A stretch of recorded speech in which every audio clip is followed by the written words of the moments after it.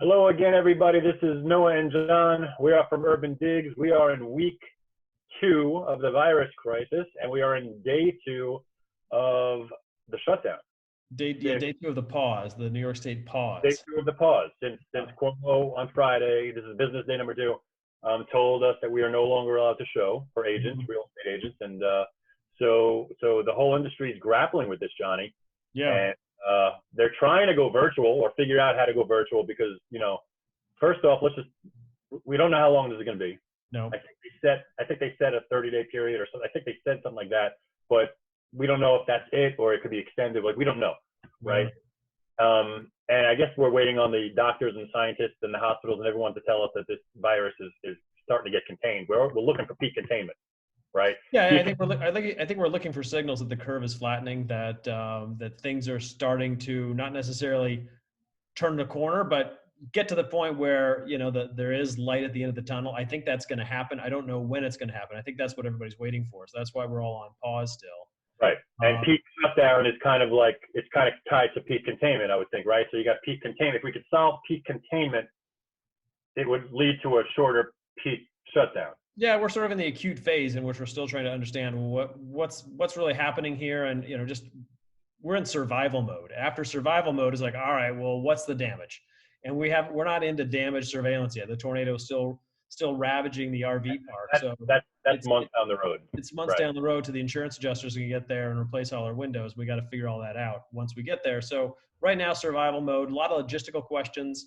I know I'm on the board of my co-op building. We're going to talk about this with our special guest today, Deanna Kory of Corcoran.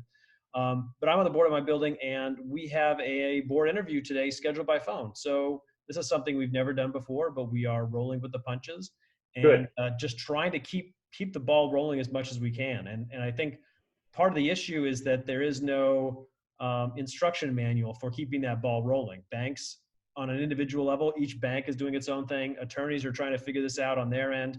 Mortgage companies, again, there is no uniform standard for that. So they're all sort of trying to, piece it together.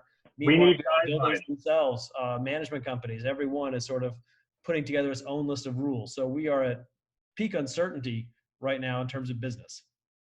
I totally agree. And we need guidelines, Johnny. We need guidelines from co-op boards, from management companies, from revenue, from legal, from lenders. It's starting to come out. Everyone wants the same thing. Let's see if we can do virtual business, right? Yeah, no, I think a lot of it is common sense based, and frankly, I think a lot of it is great to pull this industry a little bit into the 20th century. That would be great, maybe even to the 21st if we could get there. But some of these things are a long time happening, long resisted, but are just happening now for necessity. And it'll be interesting to see if once the dust settles in 6 to 9 months, whether some of these changes actually stick and sort of help, maybe speed up the closing process. That would be an interesting turn of events. Yeah, but we want to get back to business in less than 3 months. That's like, I mean, everyone knows for the next month is out. So everyone kind of expects that. April's out, right? There's a very good chance this goes into May.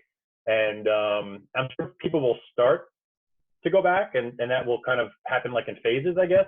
But I think the markets are looking at, let's try to get over this by end of May and June. Let's get back to business as usual. And this is behind us now, kind of thing. I agree with that.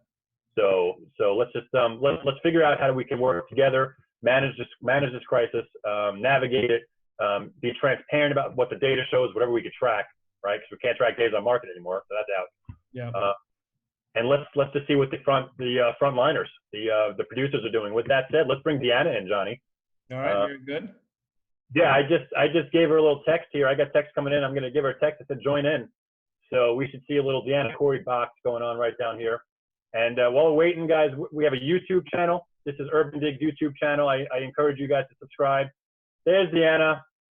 Hey, Deanna, you got to flip the phone. Flip the phone the other way if you can. Okay, got it. We're going to title this, instead of Talking Manhattan, it's going to be like flipping Deanna's phone. Well, it's apropos because it's like that old Superman cartoon, Bizarro World, when everything was upside down, sort of, everything's sort of bizarro world these days anyway, so. Right. So listen, John, while we're waiting for Deanna, we're gonna keep posting content on this YouTube channel. and this is where we're going to funnel everything into interviews with people and just talks. We just tell her you're not in. We're still waiting for Deanna here. In the meanwhile, listen, while we're waiting there, listen, there's massive fiscal stimulus coming. And I wanted to talk about this anyway before we kind of got Deanna in, but there's massive fiscal stimulus coming. That's going to help the people, hopefully. And then you got massive monetary stimulus by the Fed. That's going to backstop the engines that we've been talking about the plumbing of the finance market, and hopefully mitigate a major credit event. Mm-hmm. You know, not the time to talk about bailouts. I know it's tough. I get the other side of the argument, but this is the time to just make sure there's not a massive credit event that causes the financial system to go into a complete shutdown, because that won't help anything. And we're trying to get through this. The hope is that we can get over this virus. And at the end of the day, oh, John, I need a meeting number for her. Meeting number. Hang on 1 second. This is life as a live podcast, people. You see what we deal with. Trying to get back in 1 second. Let me go back to my Zoom. Admit. Hey, Deanna. There she is. Okay, I'm here finally. Do you see me? We see you and we hear you. Okay, good. Thanks for joining us. What was that? Thank you so much for joining us. I hope you're staying safe and staying well. I am. How's everybody there? We're doing fine so far. Hunkering down. Great. Deanna, let's get right into it. You know, people know you. You're a big producer out there. To tell everyone who you are real quick, how long you've been in business, and get right into what you're thinking is. Well, my name is Deanna Kory. I'm at the Corcoran Group, and I've been in the business. It's almost 35 years now, and thankfully do well. But boy, this is a new era, a new situation that I've not encountered before. None of us have, but we have been through other crises in the past. So hopefully that informs us a little bit. We will get through this, but so Deanna, right off the bat, what's going on with your pending deals? This is what everyone's trying to figure out. You know, it's interesting. I do have a number of pending deals, and most of them are still happening. They're still in process. Only one of the deals they're talking about renegotiating or potentially leaving money on the table. They're not their full down payment, because they feel that they can wiggle out of much of it. But there's only one, which is kind of surprising to me. I hear different stories with different agents.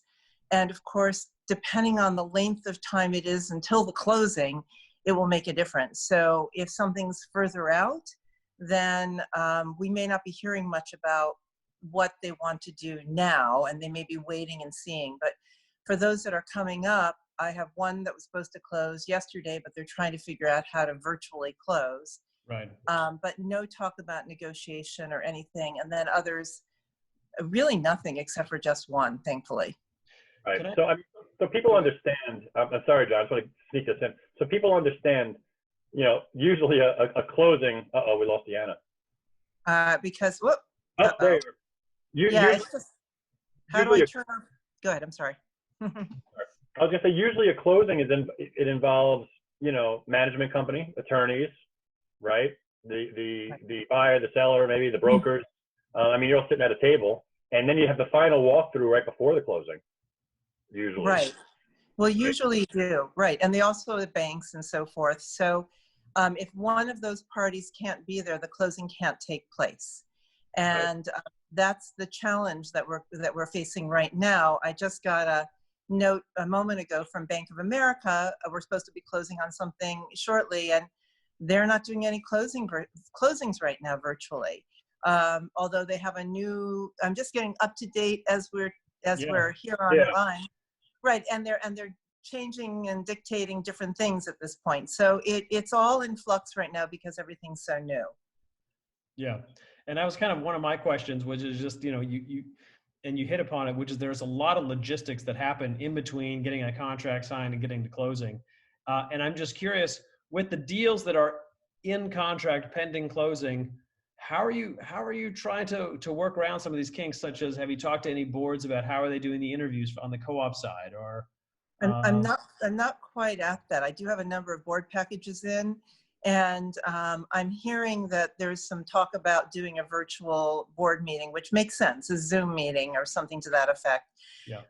And that would be totally normal and understandable. So that's the only thing that I'm hearing right now. Can I just say, virtual board meetings, why is that not like going to be the standard going forward? Is it because it makes too much sense? I mean, maybe because it makes too much sense. And also remember that you've got different people on the board. So some people, older people, might not be as comfortable with, but this whole process we're going through is creating much more of a comfort with the virtual world because we all have to be in it. Yeah, and it's one of those things. Look, I'm a believer. I think the Zoom is very easy. We're using Zoom for this podcast. You send a link, you click on it, you're in. You just need a phone. You're on a phone right now, right? So you're not even on a computer. Correct. Right? So, I mean, I agree. Anything to keep these wheels in motion and get business to operate during this shutdown is a critical thing. What are your sellers thinking? Like, especially the sellers that are not lucky enough to have a contract signed and they're still out there trying to sell. Well, I think some of the sellers are thinking, why didn't I take that offer and go into contract? But they haven't said that because no one wants to admit that they may have made an error. But who saw this coming? I guess we probably did in January, but didn't know it. But anyway, what sellers are saying is that they understand that we're in process right now, and most of them are just biding time because, you know, the hope, I guess hope springs eternal, right? And so a lot of people hope that perhaps we won't be hit as badly as the initial forecasts were indicating in terms of sort of the stock market and business and the economy, but who knows?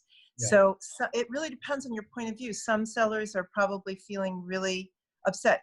We're getting everything across the board, but mostly we're getting people who are sort of biding their time. Yeah. So we'll see. Can I ask you about that? So this, it's one of the discussions that we've had with a number of agents, which is, right now days on market is paused. So correct. With that in mind, is it better to leave your property on the market, or should you take it off the market and just, remove it from consideration whatsoever? I'd be curious to hear your thoughts on that in this market. Well, because the days on market are not ticking, and the argument is that there are people out there who don't have as much to do virtually and may be looking online, that it is an opportunity to have your apartment viewed online. If you take it off the market, that opportunity does not exist. So it really depends. Some sellers are they just want it off. They just don't want it. They want it to look new when it comes back. So it really is, person by person. That's a great point. And I really wonder, Deanna, are sellers, how many sellers have to sell? I know you don't have this answer, but I'm wondering, what is the percentage of sellers out there that are forced to sell? I need to sell this property within 60 days. I need to get out. I need to liquidate. I got a margin call. I got something else going on, a personal thing going on. I got to get rid of this place. I can't hold it. I can't bide my time. And those are the people. See, I think we're about to enter this period of very low volume, Johnny. Right. Oh, no question about it. Maybe like the futures market of the site. It's gonna be like the futures market. It's gonna be like a low volume, kind of volatile thing, and only those sellers that have to sell. Hopefully, we can keep that market going and operating so they have some bids to choose from. But this is going to have an asterisk next to it, and the problem is the sales, John, from this period, these deals being signed today, are not going to show up until what? July, August, September, right? So July, August, September is going to show the deals from March, April, and May, right? You with me? Am I doing the timing right here? Close, I think. Yeah. Maybe a month off. Is going to July, August, September is going to show those down months, and that's when you're going to kind of see out of the thinly volume traded what this was, and it's going to have an asterisk next to it. Yeah, I think you're right there. I think it's going to need to have an asterisk. I do hear of a few people negotiating. I have someone on my team who's negotiating right now, and it's not so dramatically off. I just recently got an offer that was, oh my goodness, it was so low. It was something like, I hate to say it, like 30% below, which is not something, it's a number that's been bandied about, but I haven't gotten one until recently, but it was a very high-end property. Yeah. And they were going to come up maybe 10%, but Now they're sticking with where they are, but it was a very low offer to begin with, even before the crisis hit. So it's really hard to know, how people and how things are going to play out. And that's going to happen now. That's going to happen now. You're going to have a lot of those bids in the next couple of weeks. You're going to have a lot of those bids down 20, 30%. And sellers are going to have to make that decision. Do I hit that bid, or is this just one of those crazy scenarios? Hopefully they don't have to hit those bids, and time will bring a better bid over time. But I think agents need to prepare, especially listing agents. And not only that, off-market inventory. I agree with you with active. Keep it active. Days on market, keep it fun. But some people will take it off. If I'm a buyer out there, I'm looking at all off-market inventory as if it's on the market. Oh, that's an interesting point. And it's something to consider if you're a buyer, obviously, because there are sellers who just don't want to be on, because even though the days on market are no longer ticking, they may feel that it's an opportunity for them, since no one can see their apartment, to sort of be the fresh new kid back on the market when people start looking again. Yeah. I also get the feeling that there's a lot of people sort of casually looking right now, which is to say, hey, listen, I'm sheltering in place in my home, but boy, it would be great if I had that extra bedroom right now, wouldn't it? So, hey, why not, since I got the time, why don't I browse Street Easy? Why don't I browse Corcoran? Why don't I see, what the listings are out there, just because I've got time on my hands to look. Right. Well, that's the argument for staying on, if you feel that the views will, put you in a good place. Interestingly enough, I'm not getting a tremendous number of inquiries. I get people browsing. We do track web hits, but in terms of inquiries themselves, we've gotten some. I think everybody was like deer caught in the headlights. We're still a little bit in that kind of acute phase of the crisis. I think in the next week or so, we're going to be seeing a little bit more of a sort of a sustained, acceptance of where we are, and already plans about what the future might hold are happening. So we'll just have to see. We're going to have to watch the curve, watch when the curve flattens, and, all of that. Yeah, I agree, Deanna. And let me just show you what I'm doing to watch that curve. Okay. I'm going to screen share over here.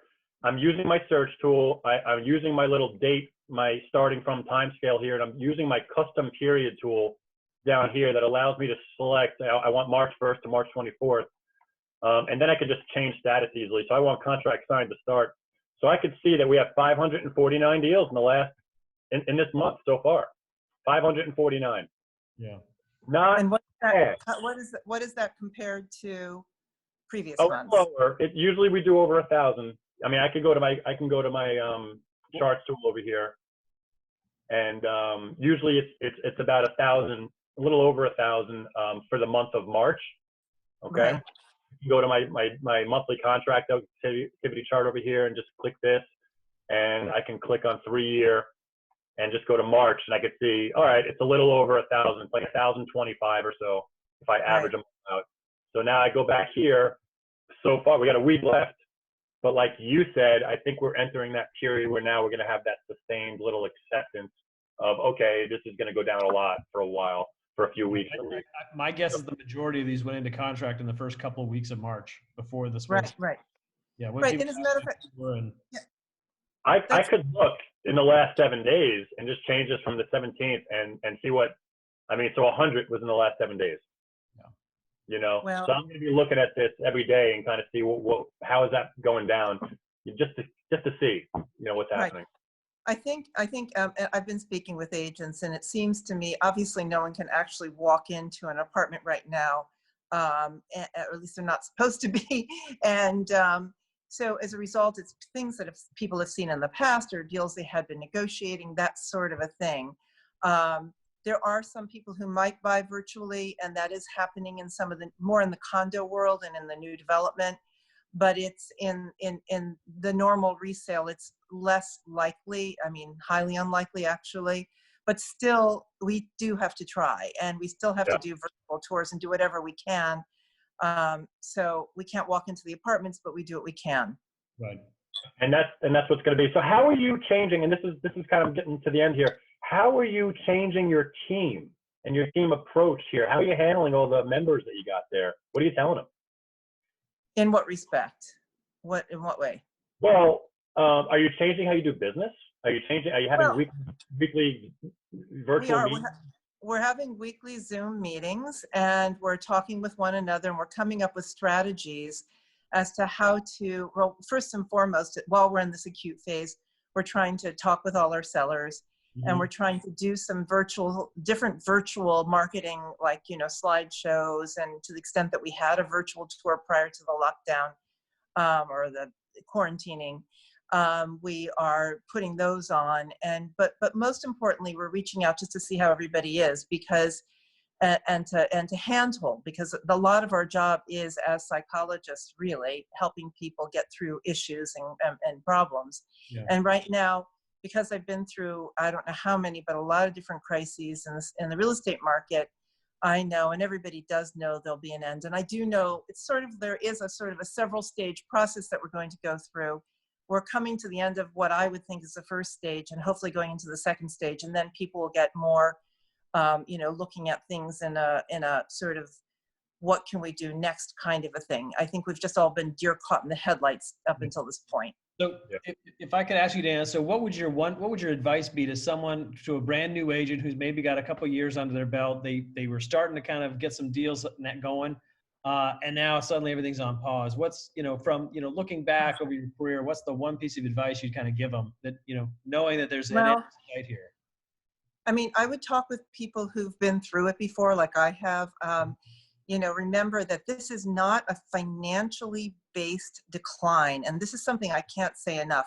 This is closer to what happened at 9/11 than any of the other declines I've seen, because it's not financially based. We've had a robust economy. And even though I don't want to be Pollyanna, because there's no way to predict what's going to happen, after 9/11, when the world was really virtually falling apart and our lives were changed, the market sprang back up 4 or 5 months later. And I didn't anticipate that. I was a newer agent then. But you do need to kind of do what you can to keep your spirits up. That, I can't emphasize that enough. One of the other crises I went through, I think it was when Lehman fell, I was going to pitch something afterwards, and I was very gloomy, and that was a financially bad crisis. And I talked to one of our managers, and I was very gloomy, and they said, you have to keep your spirits up, because if you speak with a gloomy message to everybody you're pitching and you're talking to, it's not going to help you. That's not to be unrealistic. I mean, to be practical and look forward with some level of optimism, because this is not going to last forever. Right. It may be any kind of a challenge should present an opportunity, another way to market yourself, another way to prove that you can move and push through it, and you can do a better job, even in the face of all these difficulties. Yeah, and I mean, listen, this is a time when people need some voices of reason. Yes. And it's I agree. I think this is going to be a down and then an up kind of thing, and I hope it's as short as it possibly can be, and hopefully we're doing everything to keep it as short as we can possibly be, and minimize all the problems here. But this is a great time for the agents, those 1 to 2 year new agents, John, that you're talking about, that just was starting to get a couple deals going, is to really ramp up your social circle. Yes. Right. Really. Yes, thank you. you're at home, right? You got time. Start learning. Understanding different aspects of the market. Start understanding the knowledge game. Become a knowledge person yourself. Get an understanding of how these markets tick, how different metrics tick, and explain to your social circle, I'm going to be the guy that's going to guide you through this. And I'm going to be the guy that's going to show you when things are picking up, when we start to pick up. Right. Good suggestions, Noah. You think you were an agent. I think you were before, and still are. Well, I mean, knowledge is power, and buyers and sellers want, like you said, consulting.